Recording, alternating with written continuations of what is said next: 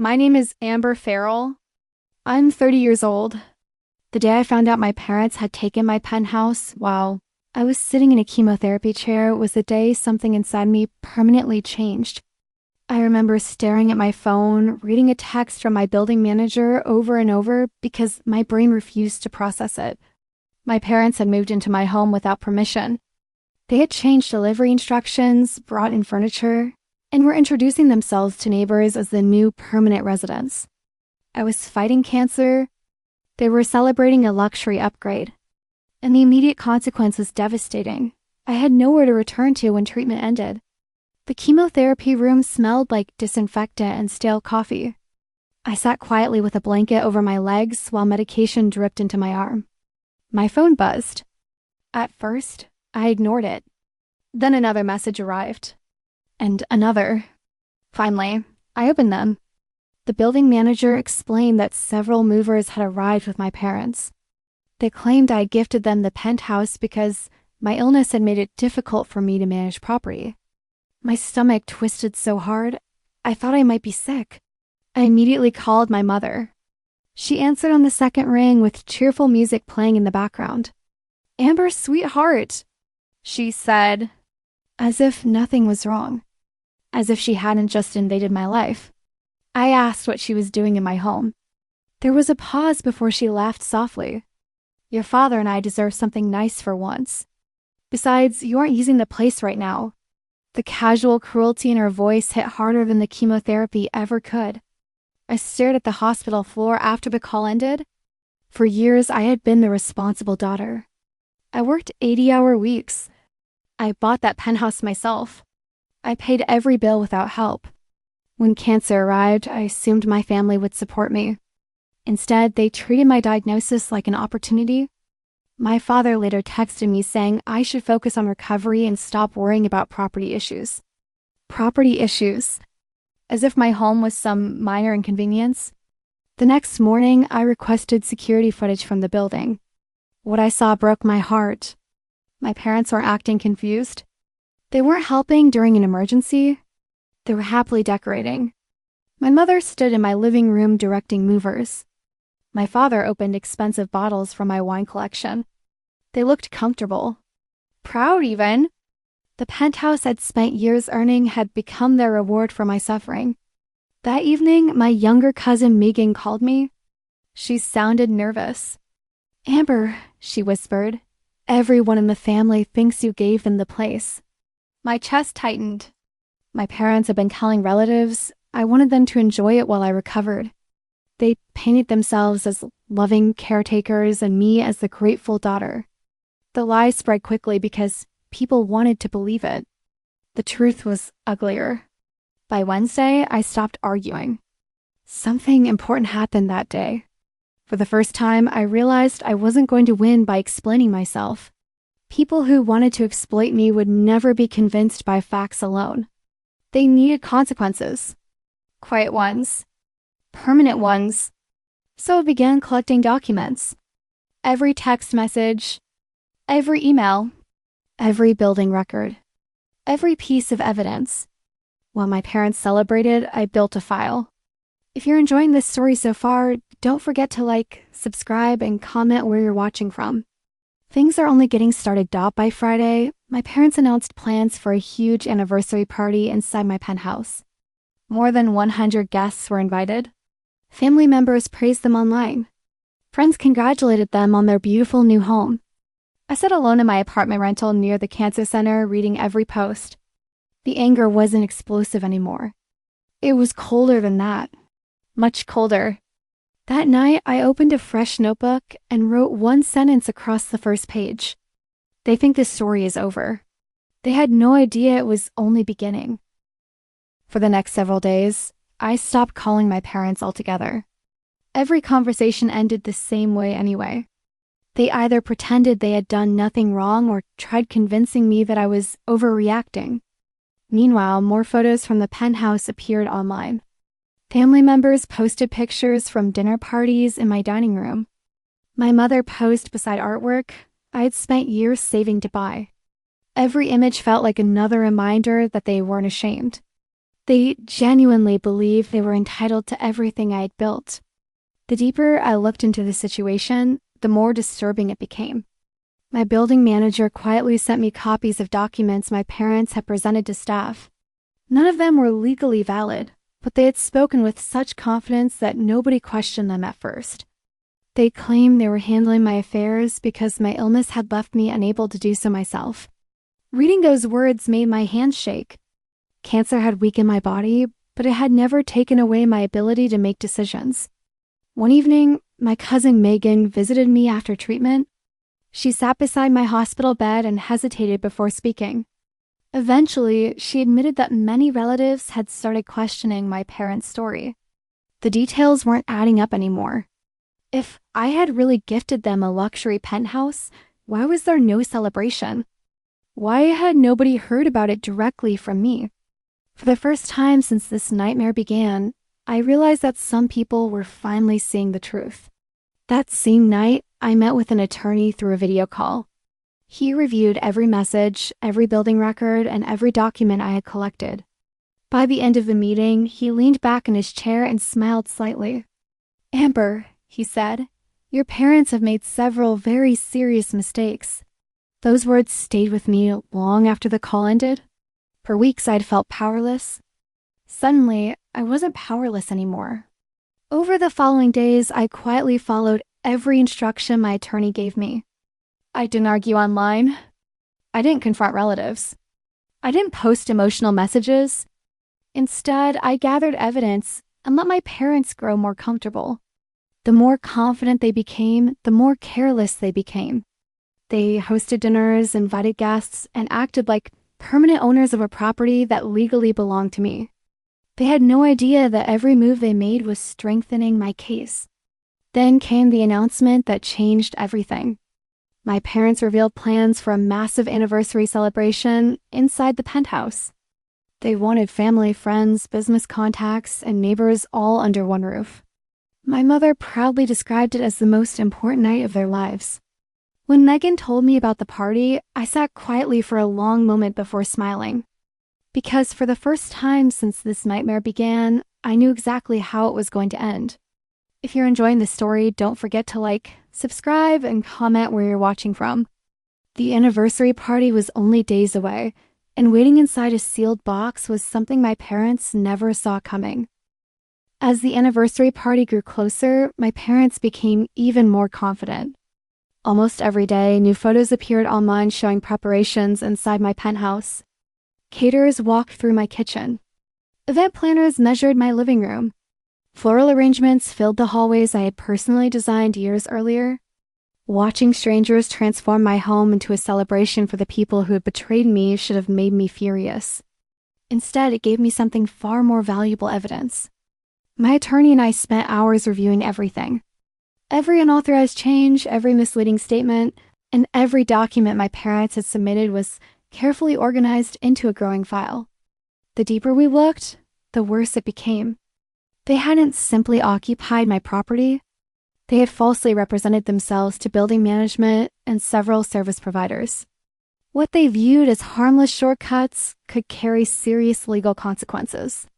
For the first time, I realized that their downfall wasn't something I needed to create. They had already created it themselves. A week before the party, my father finally called me. His voice sounded unusually warm, which immediately made me suspicious. He spoke about family, forgiveness, and how important the anniversary celebration would be. Then he casually mentioned that many relatives wanted to see me there. I almost laughed. The same people who had ignored my calls during chemotherapy suddenly wanted a family reunion. Still, I remained calm and agreed to attend. The silence on the other end of the phone told me he hadn't expected that answer. After the call ended, I sat alone for a long time thinking about everything that had happened. The cancer had changed me in ways I never expected. Before my diagnosis, I would have fought loudly. I would have argued, cried, and demanded justice. But illness had taught me something different. Energy was precious. Peace was precious. The best revenge wasn't destruction. It was removing toxic people from your life so completely that they could never reach you again. The guest list for the party eventually reached more than 100 people. Business associates, distant relatives, neighbors, and longtime friends were all invited. My mother proudly described the event as the highlight of their lives. Megan continued feeding me updates, often shocked by how boldly they spoke about the penthouse, as if they had owned it for years. Every story she shared only strengthened my resolve. They were building their dream evening on a foundation of lies, and foundations like that always collapse. A few days before the celebration, my attorney handed me a thick sealed package containing legal notices, property records, witness statements, and several documents that would immediately begin formal proceedings. Everything was prepared. Everything was dated. Everything was ready. All that remained was choosing the perfect moment. As I held the package in my hands, I felt something unexpected. Not anger, not fear, relief. The outcome was already inevitable. The night before the party, I couldn't sleep. I stood by the window of my temporary apartment watching city lights flicker across the skyline. Somewhere among those lights sat the penthouse I had worked so hard to earn. For months, I had associated it with betrayal and loss. But now I saw it differently. It wasn't just a home anymore. It was proof of everything I had survived. And tomorrow, the people who tried to steal it would finally understand that. If you're enjoying the story so far, don't forget to like, subscribe, and comment where you're watching from. The anniversary party was finally here, and the sealed box was about to change everything. The evening of the anniversary party arrived with all the elegance my parents had imagined. Luxury cars lined the street below the building, while guests poured into the penthouse carrying gifts and expensive bottles of wine. Music echoed through rooms I had personally designed, and laughter drifted across the balcony overlooking the city skyline. By the time I arrived, nearly everyone was already there. My parents stood in the center of the crowd, smiling proudly, soaking in admiration that never truly belonged to them. For a moment, I simply observed. Relatives who hadn't spoken to me during chemotherapy suddenly greeted me with forced warmth. Family friends commented on how healthy I looked. A few guests even congratulated my parents on their beautiful home. I listened quietly, saying very little. The strange thing about lies is that they often sound strongest right before they collapse. Looking around the room, I realized almost nobody knew the truth. They had all been invited to celebrate a fantasy. When my mother finally noticed me, she rushed over wearing a bright smile that never reached her eyes. She wrapped her arms around me for the benefit of the audience and whispered, "I'm glad you came." My father joined us moments later, looking relieved. They expected tension. They expected confrontation. Instead, I remained calm. I complimented the decorations, greeted guests politely, and thanked everyone for inviting me. The more relaxed I appeared, the more comfortable they became. As dinner ended, my father tapped a glass and began delivering a speech. He talked about marriage, sacrifice, and family loyalty. Several guests wiped away tears while listening. I stood near the back of the room holding a small sealed box beneath my arm. The contrast was almost surreal. While he spoke about loyalty, I remembered hospital appointments he had skipped. While he praised family, I remembered the day they moved into my home while I sat connected to chemotherapy machines. When the applause finally ended, I stepped forward. The room grew quiet almost immediately. My mother smiled confidently, assuming I was about to offer some emotional tribute. Instead, I handed my father the sealed box and said, "This is my anniversary gift to both of you." The crowd seemed pleased by the gesture. Several people even smiled. My parents accepted the box without hesitation. They still had no idea what was inside. My father opened the package slowly at first, but his expression changed within seconds. The smile disappeared. Then the color drained from his face entirely. My mother leaned closer and began reading over his shoulder. The room became silent enough to hear the music playing softly from another room. Inside the box were legal notices, property records, witness statements, security footage summaries, and formal demands requiring them to vacate the penthouse immediately. For several long seconds, nobody spoke. My mother stared at the documents as if they were written in another language. My father flipped through pages, desperately searching for some misunderstanding that didn't exist. Then came the moment I had imagined for weeks. One guest quietly asked, "What is this?" Another stepped closer to read the first page. Then another. The truth began spreading through the room faster than any lie ever could. I finally broke the silence. My voice remained calm and steady. I explained that the penthouse had never been gifted to anyone. I explained that I had been receiving chemotherapy while my parents occupied my property without permission. I explained that every claim had been documented and reviewed by attorneys. There was no anger in my words. No shouting! Just facts. And somehow, facts were far more devastating than any argument could have been. The expressions around the room changed almost instantly. Sympathy shifted away from my parents and toward me. Guests who had spent the evening congratulating them suddenly looked uncomfortable. Several relatives lowered their eyes. Others stared directly at my parents, waiting for an explanation that never came. For the first time all night, my mother looked frightened. Not because of the documents themselves, but because she realized the audience she had carefully gathered was now witnessing the truth. The silence inside the penthouse felt heavier than any argument could have. My father stood frozen with the documents in his hands, while my mother desperately scanned the faces around the room. Just minutes earlier, they had been the center of attention. Now they looked like strangers trapped inside their own celebration. Guests whispered among themselves. A few relatives quietly walked away toward the balcony. Others stared at me with expressions that mixed shock, sympathy, and disbelief. The story my parents had spent months creating was falling apart in real time. My father finally attempted to speak, but his confidence was gone. He claimed there had been misunderstandings. He insisted everything could be explained. Yet every explanation collapsed the moment someone looked at the documents. The dates were there. The records were there. The evidence was there. My attorney had made sure every detail was impossible to dispute. What struck me most wasn't their panic. It was how quickly people stopped defending them once the facts became visible. Loyalty built on lies rarely survives contact with the truth. I didn't stay long after that. There was no reason to. The confrontation I had imagined during sleepless nights was over within minutes. I thanked the guests for their time and quietly walked toward the elevator. Behind me, voices grew louder as people questioned my parents about everything they had hidden. For the first time since my diagnosis, I felt completely calm. Not because I had won, but because I no longer needed anyone's approval. The truth was finally standing on its own. Over the following weeks, the legal process moved exactly as my attorney predicted. My parents received formal orders requiring them to leave the penthouse. Building management cooperated fully once they reviewed the evidence. Access permissions were revoked. New security measures were installed. Locks were changed. Every administrative detail was completed through proper legal channels. There were no dramatic scenes and no emotional confrontations.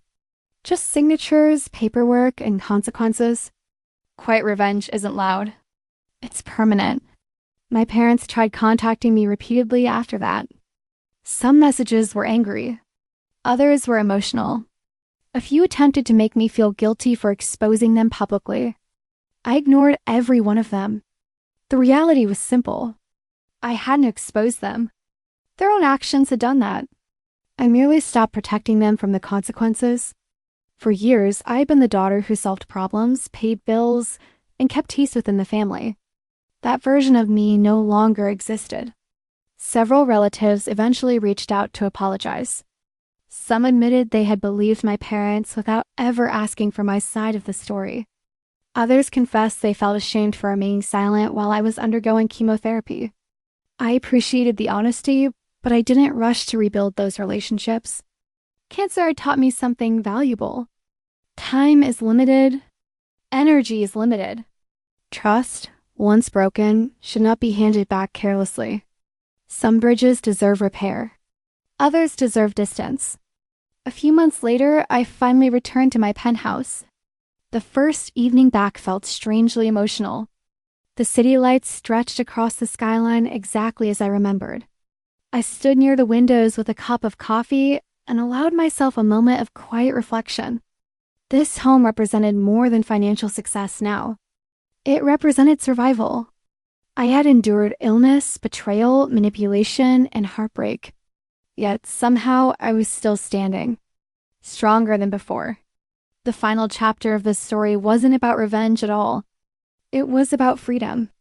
My parents lost access to the penthouse, but that wasn't their greatest loss. Their greatest loss was realizing they no longer had control over me. They could no longer use guilt, obligation, or family expectations to influence my decisions. Those tools stopped working the moment I chose self-respect over approval. And once that happened, everything changed.